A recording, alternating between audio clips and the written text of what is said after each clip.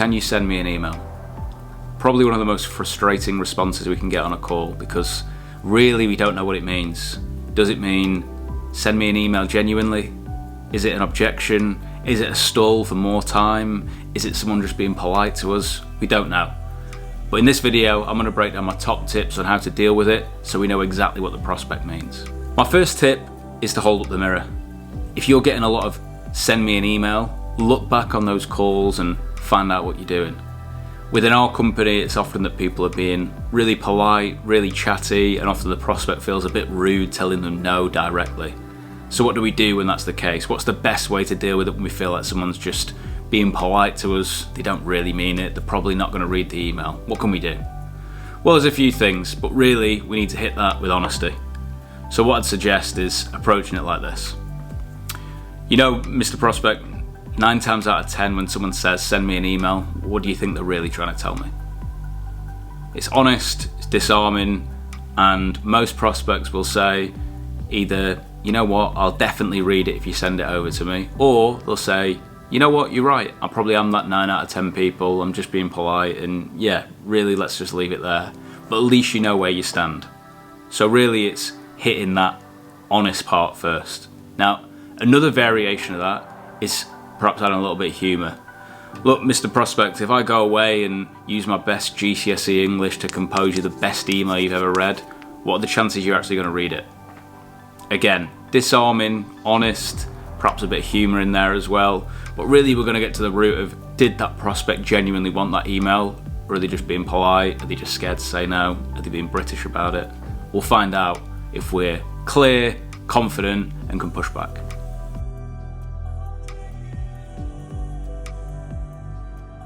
So the next one's a little bit different. We've made our way into the call, there's a good back and forth, we're asking questions, the prospect's responding, but they say, you know what, can you just send me an email and give me a call back?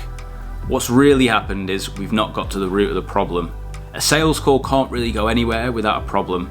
Once we get a problem, we get an impact, we get an example of that problem, we start digging a bit deeper, the prospect tends to open up and almost book themselves in for the meeting, the demo, whatever the next steps are. So asking for an email is the perfect time to employ a technique we call looping. So looping is the ability to loop back to the beginning of the call and find out what the problem is using the email. It might look something like this.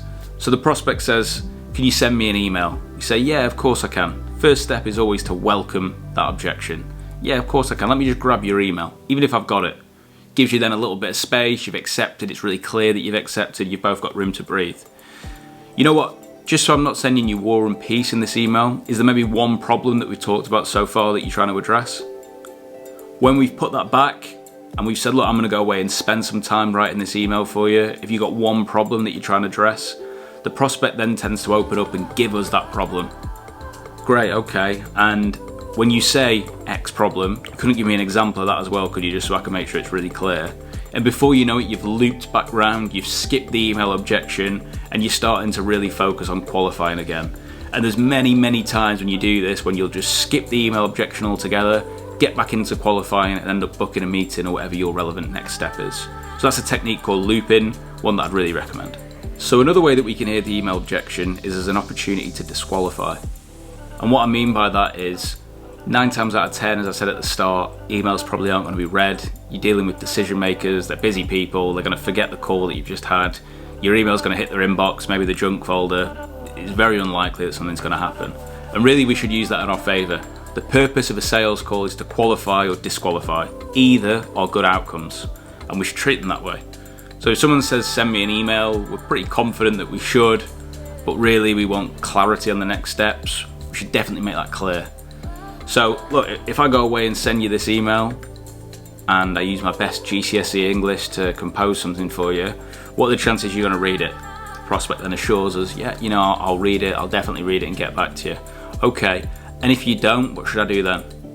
We're pushing back on what the next step should be. And the prospect might say, well, if I don't and you don't hear back from me in a week, then you should give me a call back. Okay, so that's a clear next step. We've got a call back, and maybe we should book that in. Cool, I'll give you a call back when's normally good, 11 o'clock, great, whatever it may be. The other opportunity is they say, well, you know, I'll read it and I'll get back to you, and it feels like it's kind of non-committal. Well, great, I'll tell you what I'll do then. If I've not heard back from you by this time next week, I'll assume you're not interested and I'll just make sure I take you off the system. Does that sound fair? We're treating it as an opportunity to either qualify next steps or disqualify. A sales process is really about how do we maintain control over the small bits. And by doing so, it makes it really clear for both parties what the next steps are going to be. They'll either be that we move further into the process, we qualify at each step, or that we disqualify and we can remove them from the system. The more you're clogging up your system with think it overs, maybes, I might get back to them, and callbacks, the more you're taking away from what your actual job is. Yeses and nos. Now, another one that I've been using that has interesting results is just letting someone know that you actually don't send emails. So someone says, you know what, this sounds great, but could you send me an email? You say, you know what, as a business, we're only small, we're pretty busy, you're really busy, it's just not the best use of our time to send an email. So we actually don't send emails at this point. And the silence that follows that can often be quite impactful.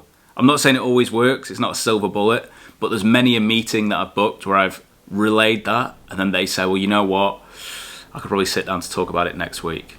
Great, okay.